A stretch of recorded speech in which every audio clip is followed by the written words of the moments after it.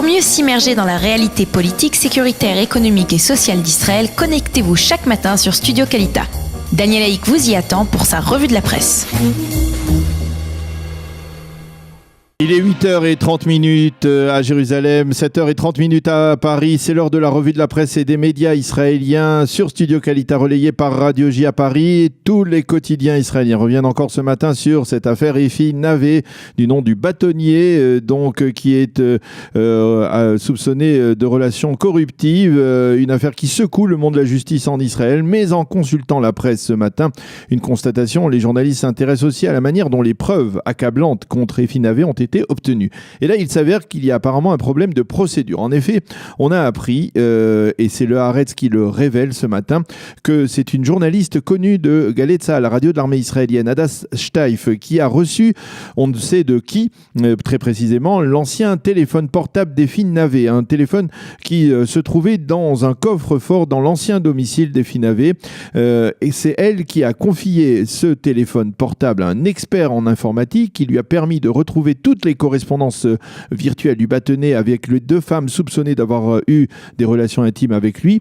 Or, selon la loi, ces preuves ont donc été obtenues illégalement et par conséquent, la justice ne pourra les utiliser. Apparemment, bien entendu, c'est la raison pour laquelle les avocats d'Efi Navé affirment qu'il y a vice de forme et qu'il faut tout simplement fermer le dossier. L'association de défense des droits des individus en Israël a affirmé effectivement que si c'était bien de la manière dont ces preuves avaient été obtenues, eh bien qu'il fallait tout simplement donc fermer le dossier. En attendant, Efi Navé a été interrogé hier pendant 10 heures par les enquêteurs de la police et entre deux interrogatoires, il a annoncé sa démission de la présidence du barreau. Dans le Israël Hayom, l'expert juridique du journal, le professeur Aviad Cohen, écrit que cette affaire doit conduire la commission de nomination des juges à adopter un mode de conduite différent et à cesser d'être courtisé par des juges qui attendent une promotion.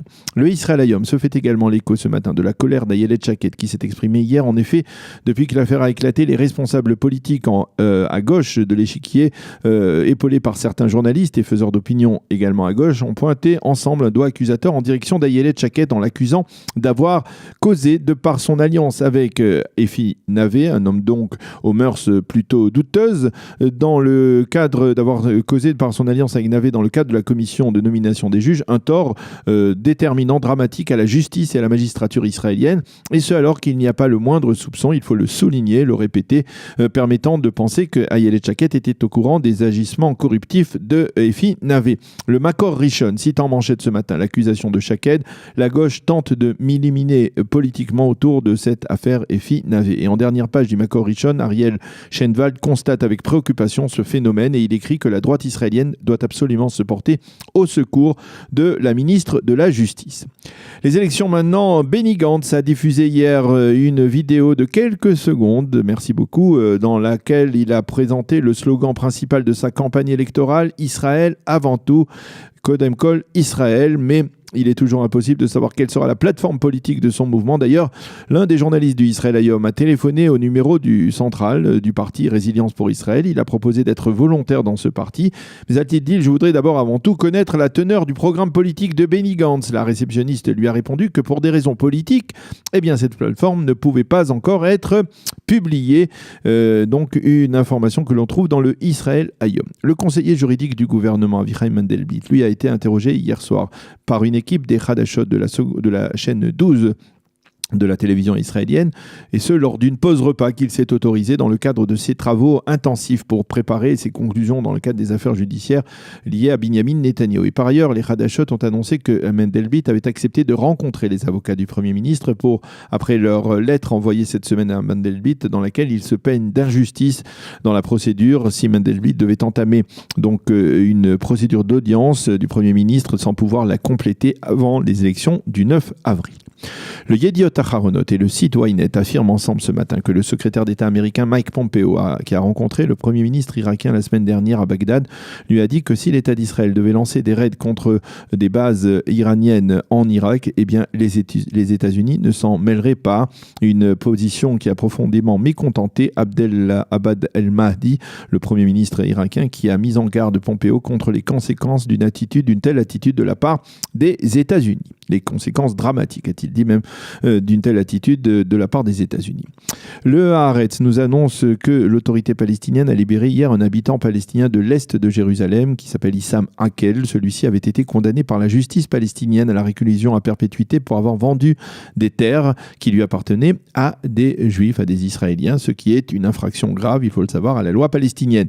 Il avait été arrêté il y a 3 mois par les forces de sécurité palestiniennes et et depuis il était emprisonné à Ramallah. Il possède la nationalité américaine et il a été donc libéré après une série de pressions conjointes de la part des Américains et des Israéliens qui avaient même envisagé, ces derniers, de le faire sortir de prison lors d'une opération militaire à Ramallah. Issam Akel devrait quitter le pays dans les tout prochains jours.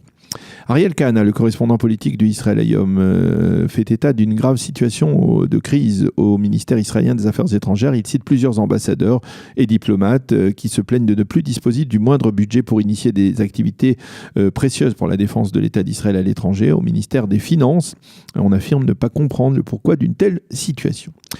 Et puis l'émission d'enquête Ouvda, présentée par Ilana Dayan, qui est l'une des émissions les plus populaires, les plus célèbres dans les programmes télévisés en Israël, a diffusé hier soir des images particulièrement impressionnantes, des minutes et des heures qui ont suivi la capture du corps du lieutenant Hadar Goldin le 1er août 2014 à la fin de l'opération Bordure Protectrice, alors que le cessez-le-feu était déjà entré en vigueur. Dans ce reportage, on voit les soldats israéliens, des unités d'élite du génie israélien pénétrer dans le tunnel offensif dans lequel les terroristes avaient emporté le corps d'Hadar Goldin. On les voit progresser à l'intérieur de ce tunnel dans l'espoir de réussir à retrouver les traces des terroristes qui ont emporté le corps d'Hadar. On les voit également découvrir la chemise militaire de l'officier israélien ainsi qu'une partie de ses tzitzit. Et par la suite, on voit Nati, qui est le responsable de l'unité de recherche des corps des soldats, qui est un réserviste âgé de 55 ans. On le voit pénétrer dans le tunnel et recueillir les éléments sur place pour parvenir à la conclusion dramatique. Hadar n'était plus en vie. Si vous en avez la possibilité, essayez de regarder ce reportage impressionnant. Même les images suffisent, même sans y rajouter le commentaire. C'est tout à fait impressionnant. Et puis le Haaretz mentionne en évidence ce matin la condamnation d'Alain Soral à 1 année de prison pour le publiciste et idéologue antisémite a été donc condamné hier à 1 année de prison pour avoir tenu des propos antisémites sur son site et pour injure à magistrat. Cela avait écrit sur son site Égalité et Réconciliation: les Juifs sont manipulateurs, dominateurs et haineux. Cette condamnation par le tribunal de Bobigny a été saluée de toutes parts, en particulier dans la communauté juive, et le Haaretz en fait l'écho ce matin. Voilà donc pour la revue de la presse et des médias israéliens de ce vendredi matin. Nous allons marquer une pause musicale et on se retrouve après avec notre invité à l'occasion du Shabbat Shira. Pour mieux s'immerger dans la réalité politique, sécuritaire, économique et sociale d'Israël, connectez-vous chaque matin sur Studio Kalita. Daniel Haïk vous y attend pour sa revue de la presse.